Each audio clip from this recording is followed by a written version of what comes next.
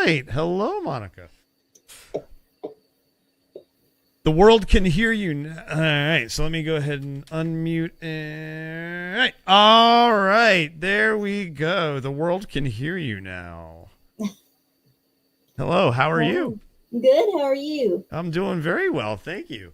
It's nice to meet you. You too. You too. This this is really cool because when I was reading about what you wrote about Miles, I could relate. So, everyone, this is Monica. This is Cheeseman's mom, or Max. Here we can show his donation right there. $150. We were not expecting that right off the bat. That's incredible. He was really excited. How old is Max? He's 8. He's 8? Wow. Yeah. So Wow. he's been helping me raise some money, and That's he awesome. was really excited. Yeah. That's awesome. So this is the T-shirt money.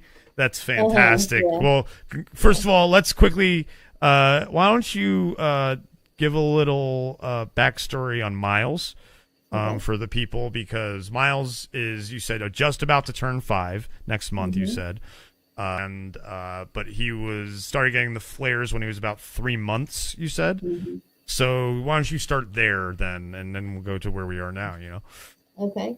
So Miles was 3 months and I think 2 days old when he got his first flare. Of course, we didn't know it was a flare.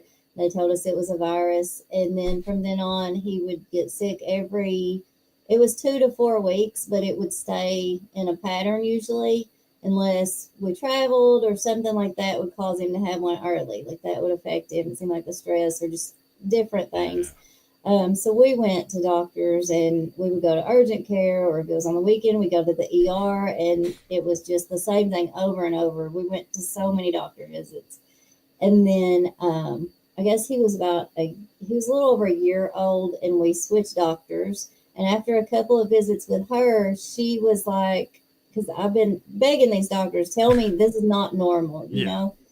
And she said, we have one of the people that worked there had a child that had PFAPA. Oh, okay. And I was like, wow, she had given me something to think about at least and to research. And it was like, it lined up exactly. Like I had never heard of fever disorders. And so we really thought it was going to be that. And then, which was related, but we went to a specialist with infectious disease, and she just refused to diagnose him. Like he had the high SID rate, he had high CRP, so his inflammation markers were sky high. Yeah. And she would say, "Oh, he's got a cold." Like literally the last visit, my pediatrician had sent us. She said, "I don't know why she's not diagnosed him, but we're going to send him while he's got a fever." And this was near the end of his flare. And this doctor didn't even show up at the hospital. We spent the night in the hospital. She waited till 24 hours later, and he was coming out of the flare, and she said he had a cold. So, that's and that's how it always is, because most people, unless they see it, they don't believe it. right. And especially as a mother, I'm sure that was very, very frustrating. And your kids are very close in age, so you're already also dealing with, at that point, a 3-year-old, and I can only imagine. And so when you left the hospital, then what was your next step? Because obviously you didn't want to go see that doctor again. Yeah. So what was your next I step? had finally, which I said before we even went, I said, this is it, because she had told us the last time I had talked her into trying steroids. I said, let's try that, because sometimes that'll confirm a diagnosis. And she even agreed to it. And then when he had a fever and we had to go to urgent care, they said he had an ear infection and he didn't need them. Turned out he did not have an ear infection. His doctor saw him the next day. It was just made up. So I was almost at the end of my rope, and then we went to her. My pediatrician was like, let's just let her see him, and try it again. And even though the labs and everything supported it, she said he had a cold. and he'd had 104.8 fever. I mean, his every time it was 104 to 106 What every 2 to 4 weeks, and it what was kind of like, fever is a cold? I've never heard. yeah, Who in their right mind thinks that a cold gives you that kind of fever? Maybe a not flu, but not a cold. Yeah. it made no sense at all. And he didn't have a runny nose. He didn't cough. I mean, it was just, the fever and the normal, The he abdominal just told pain, him, I'm but sure, and all that. Yeah. yeah, yeah. So we really didn't know after that, and I was praying about it. I was like, what do I do? And so then, of course, 2 weeks later, he got another flare. We went to his pediatrician, and she said, let's try a different doctor.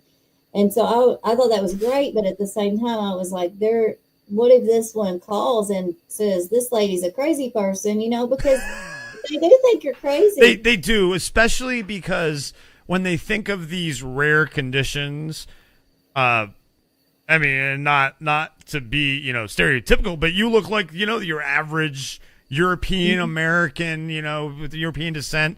They don't look at you and say, oh, there must be some sort of weird condition that's in their background, because they expect you to look exotic if you've got something exotic wrong with you, which is not the case at all. Absolutely. Mm-hmm. And that's kind of what we thought too, like when we got down to diagnose him, because the PFAP, I mean, you see that in more people like, white, our ancestors are Irish, I believe. Okay. So I had told my husband, I said, it's got to be this, because we're not from the Mediterranean. We're not any of those things. And I mean, that's what I believe too, but I did think he had the fever disorder. And so she sent us to a different doctor in a whole different town, hospital. Good. And I was so relieved, because I did not want to go back to that place. I was like, oh. So, and it was a good hospital. I mean, it was one of the top hospitals in the state, we were told. And so they did genetic testing, and it was just a normal day. And we got a alert on the My Chart, said he had familial Mediterranean fever. Wow. So it was pretty wild, but I was just so thankful to finally have an answer. And now, took, how long after? Like, how old was he at that point when you got the diagnosis finally? He was almost 2, because that was in December, and his birthday's in March. Yeah. No, it might have been January actually when we got that message, but he was almost 2 years old. Yeah. So it had been going on. That had been over a year and a half that we'd been trying to figure it out. And from what I've read, that's a short amount of time. Yes. Like, that's so crazy to me. That's horrible. You and I. Well, Miles and I are very lucky in the fact that we were very young when we were diagnosed. I mean, I've met people who weren't diagnosed until their 40s or 50s. And so good on you, though, for going and trying to get that second, third opinion, because a lot of people would just give up and just accept what the doctors tell them. But so good on you for doing that. And so I'm guessing he was started on colchicine right away. And you had said that it helped at first? Well, it made the flares less severe. Like, his fevers were lower, they were farther apart. But before, when he was hot, when he had a fever, he would be just completely limp, out of it. But when it was over, he was just like 100%. I mean, just super. And with the colchicine, he was never okay. He was just, we had to change his diet. I know you don't have to do that with everybody, but he couldn't handle dairy at all. Yep, lactose intolerance is. His stomach hurt all the time, and it was rough. But it got to where we couldn't get the colchicine anyway, so that's where we kind of segued off that, and eventually we got to do the Alaris, and that's just changed his life. I mean, it's been a miracle. Yeah, colchicine, the plant colchris, which is where colchicine comes from, is actually a poisonous plant. If you just go up to the plant and pull a leaf off and eat it, it's poisonous.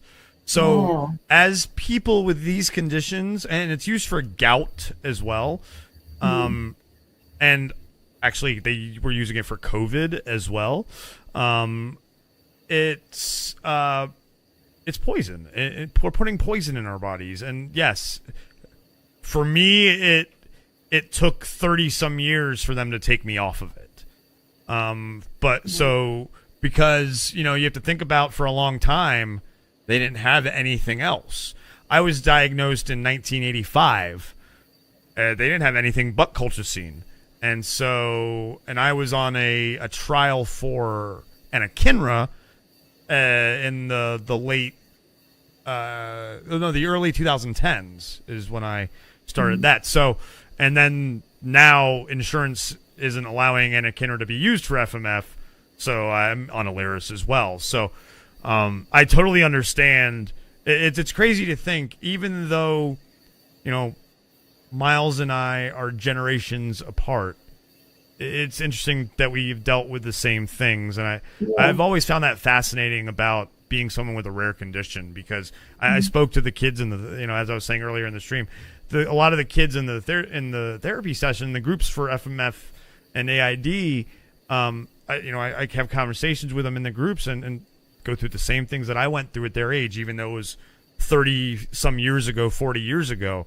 So it's, I guess where I'm going is, it's kind of a shame that we haven't advanced more, but at the same time, now that you said Miles is on Alaris, like you said, it's complete life changer. So how is he now with flares and everything?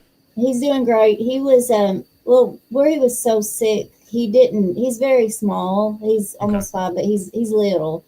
And, which, I mean, that's like the only way it seems to have made any lasting effects on him. And he started growing a little bit, and I think that's why he started having breakthrough flares. So they went up on his Alaris, but he was really sick at Christmas, and he had like 2 or 3 flares like at the end of the year. And now that he's gone up, he's starting to regulate again and really not have too many. So no major flares, that's really good. Yeah, a child's body goes through a lot of stress. I remember being 10 years old and getting a rash all over my body from FMF, and I don't know if Miles has dealt with the rash. He's not yet. What are for people out there who don't really understand FMF? What have you figured out?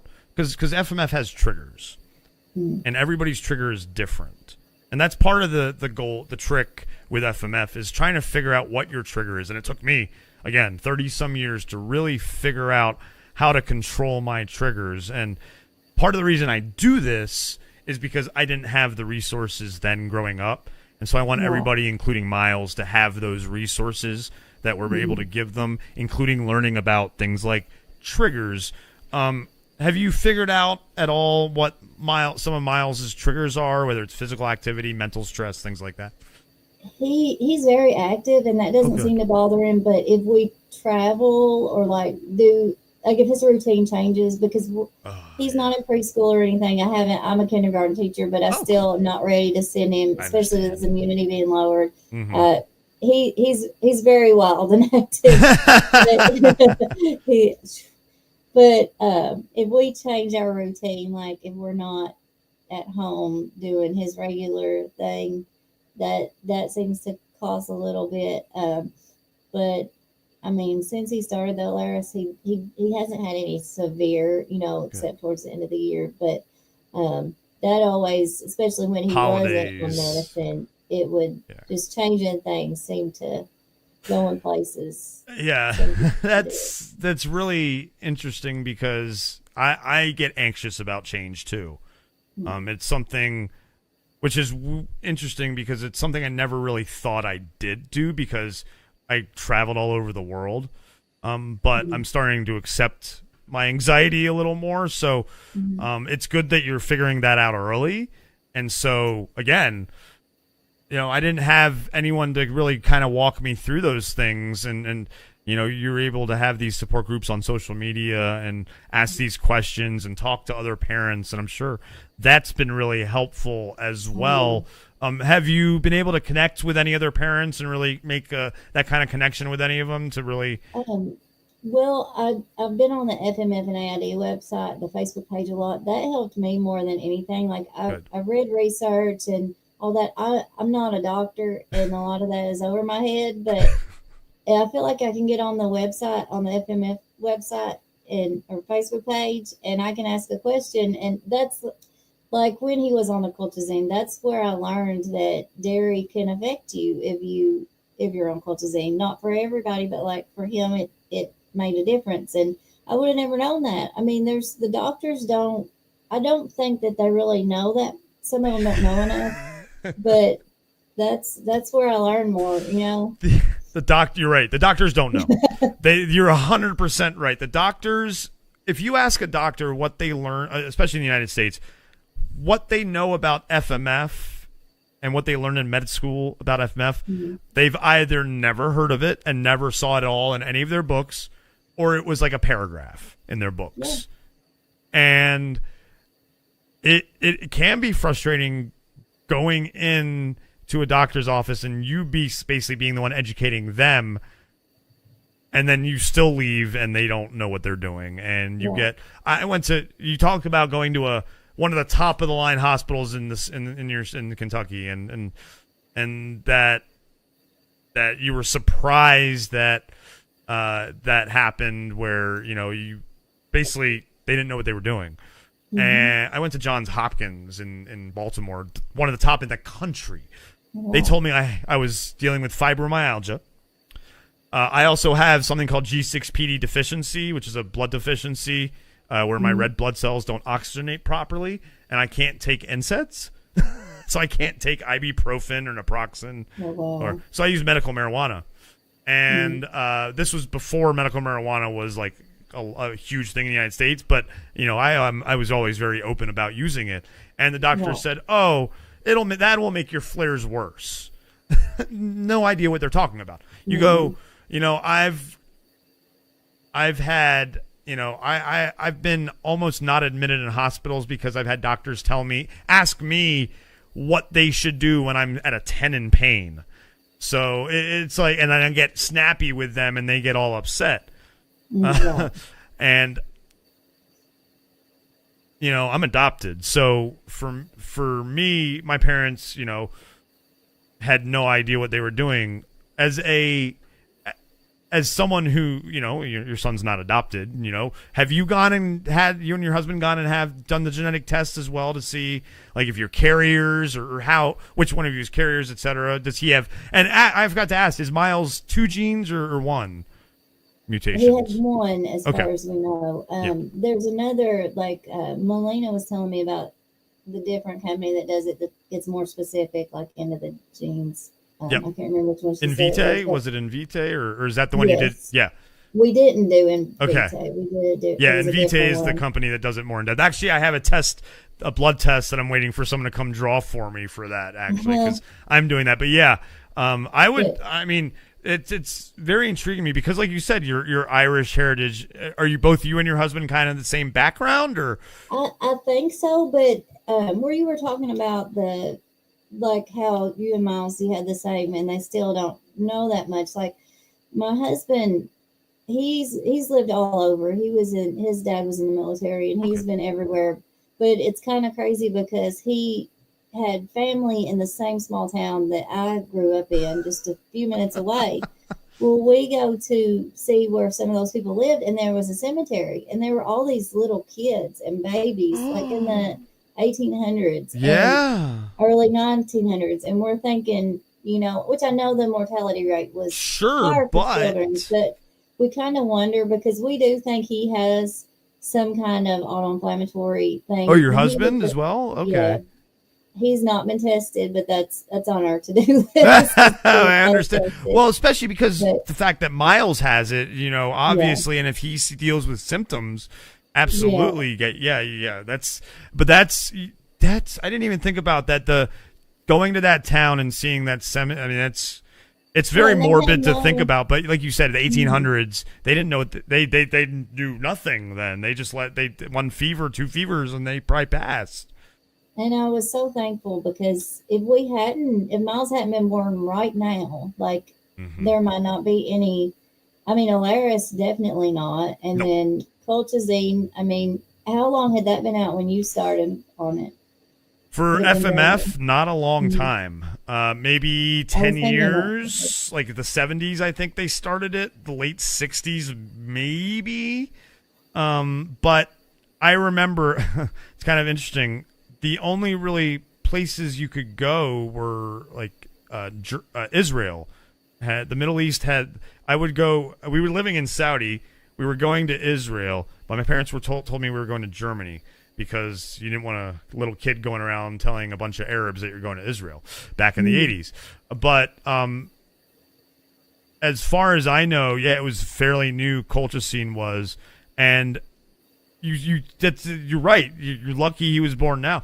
I'm lucky I was adopted because I might not have been diagnosed properly. Who knows? Yeah. There's all kinds of. So it's you that's silver linings, I guess. You kind of have to look at it that way, because despite there being limited knowledge, there's a lot more than there used to be. You're right, and especially the fact that there is Alaris now, and that it's a once a month injection rather than like anakinra's daily. I was giving myself 2 shots a day, and I was angry when they took it away from me. But now on Alaris, after a couple of months, I'm doing a lot better as well. It's again parallels. I'm 41. Yeah. Miles is about to turn 5, but those parallels for these diseases, these disorders, is incredible.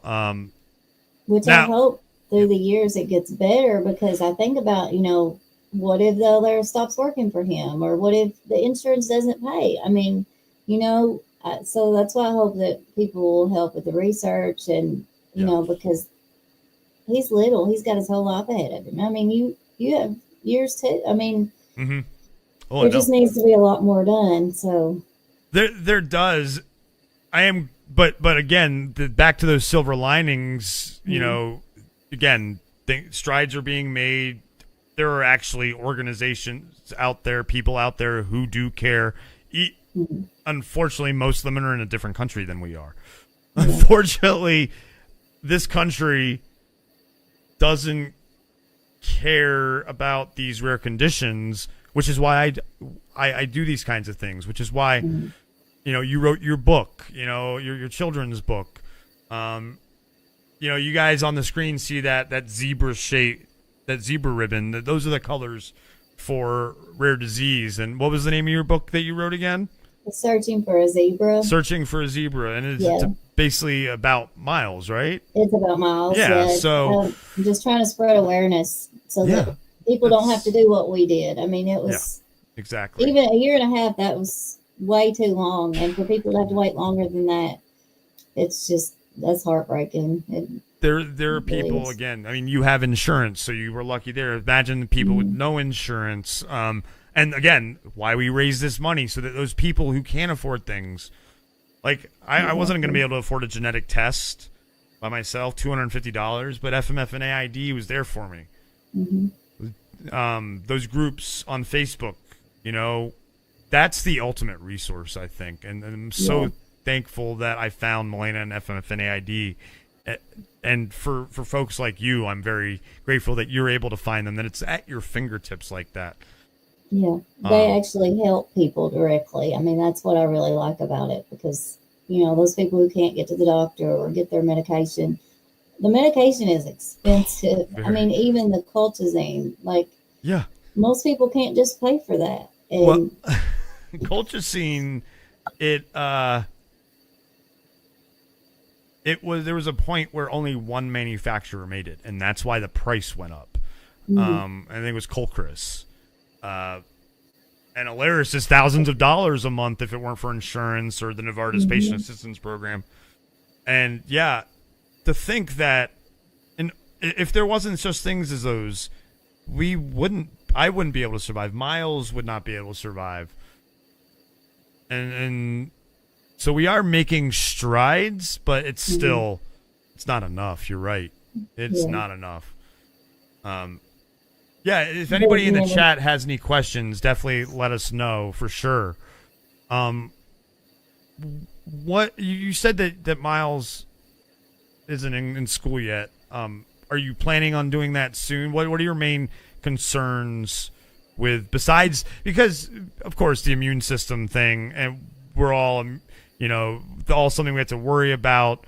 But besides that, what are your biggest worries with him starting school and dealing with FMF as well?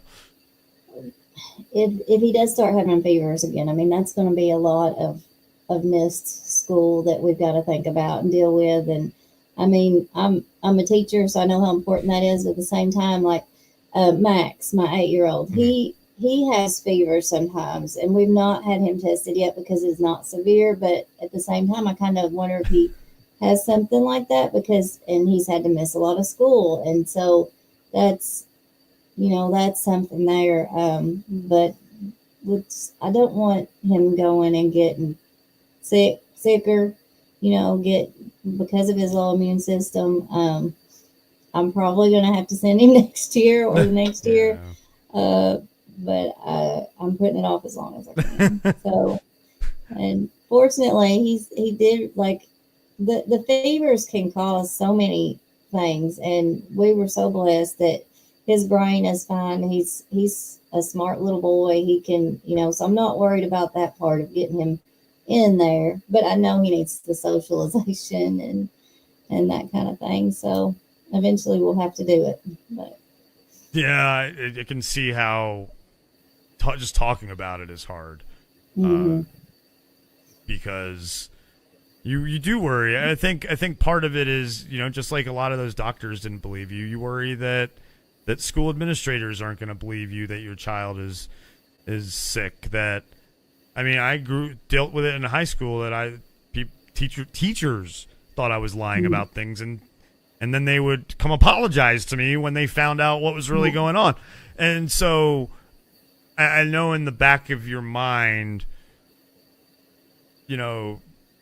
because it's just it all will cause stress for everybody, and then it's just more stress. I understand, because if they don't believe you and you keep pulling them out of school, and then you have to go to hearings and meetings, and it's just all these things, instead of, hey, people need to just start trusting each other these days when it comes to, especially when it comes to health and kids. I think COVID did change things a little bit. It made people understand that there are all these other health risks out there and that we need to respect them more. Yeah. But then at the same time, that did sow a lot more division as well in things like that. So then you have, before you're people like, they're probably making it up.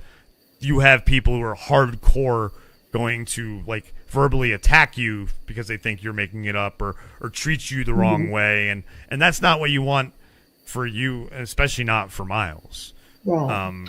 And when you were in school, what was your biggest challenges when you went to school? When I was his age, it was, what they would do with me is, if I was having a flare, they would just, all the kids would go out for recess. They would just stick me in a blanket with a bucket next to me, because they didn't know what was going on. They didn't know what I would do. And then, in high school, I went to boarding school mostly. So for the last 3 years of high school. So my last name is Walker. Ironically, the health center there was called Walker House. It was just per chance. So I spent a lot of time at Walker House. I ended up having mono, bronchitis, all these things. I woke up one day with a corneal ulcer. You just dealt with it. Like Miles, I have a good head I was blessed, luckily, to have a good head on my shoulders, a good brain. So I was able to get through and not, I mean, sure, there were classes that I got bad grades in because of my health and missing. And, there were other factors to it as well, but my health had a lot to do with it. Yeah. At the same time, I was very, very lucky with who I was adopted by, because my father was a former U.S. ambassador. So people didn't really question him that much if I was out of school, Yeah. So I was, again, I'm very, very lucky. You were where you needed to be. I was where I needed to be, for sure. It's like, it was kismet, fate, destiny. So Patrick does have a question for you. Does Miles enjoy having does he understand like this whole support system of FMF and AID and the Facebook groups and how it's going to help you and it could help him in the future? And have you kind of talked to him about that at all? We've started talking about it just recently with the book coming out and with the Rare Disease Day coming up, and where we did the T-shirts. And there was a lady that came and got her shirt the other day, and she said to him, "I'm wearing this for you." And he was kind of like, he didn't really understand. And I was explaining, and I've asked him, I said, "Do you remember when you were really, really sick?" Because he, like, it's been so long since it was a constant thing. You know, he had that thing at the end of the year. He had a few episodes, but it's been a long time since he was just sick so often. And he doesn't really seem like he remembers a lot of it. But he's going to be 5 next month. And so I'm going to start letting him go to the support group. I think that's going to be awesome. It will be. With the therapist. And I think he'll really enjoy that. And I feel like once he does go to school and he realizes, you know, he does have this thing that's different and he's got to be a little careful. And I think it's going to be even more important then, because, I mean, now he's wild. He doesn't care about anything, you know, playing and having fun and Siren Head. And that's, you know, but. Yeah, I think that's one thing I didn't have was understanding of my condition at a young age. I should take it easy. I mean, I you know, back then parents, you know, let their kids drink at a young age. I was drinking by age 13, 14, you know, and not getting drunk, but, you know, you shouldn't drink at all with FMF. And you know, I was, you know, doing crazy stunts on my rollerblades and playing contact sports and things that I probably shouldn't have been doing with FMF, but they didn't understand it as much back then. So I definitely believe that because of these resources, young people will have a better understanding of what's in their way, the obstacles that they have to face, and how to problem solve around them. And that's priceless right there. Yeah, can't put I think value that's going to help him. Just the fact that we do know more now, and of course, I didn't know anything until I didn't even know what it was until all this happened. But fortunately, there's information out there for us that we can help him as he grows, and we can adjust to it. But one thing that happened, he got diagnosed through his genetic testing, and the doctor was wonderful. She was great. Well, she ended up leaving the practice. So then he was with a nurse practitioner, and then there was a doctor over her, and he was 80 years old probably, but and he would just basically write the prescriptions. Well, one day we had to see him, and he acted like it was just made up. Like we'd been through all this, all the symptoms, the genetic testing, everything, and still. And I said, if there's still doctors after all this evidence that he's got something, that's why I want to keep fighting and getting it out there, because I don't want him to get to a spot sometime where they say, oh, you don't need medication.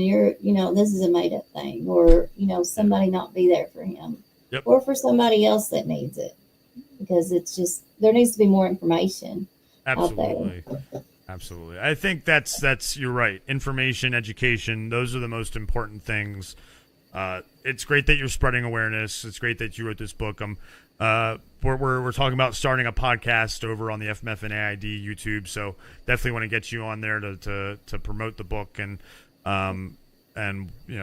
maybe bring Miles along with you to talk. It's always fun to have little kids on camera, and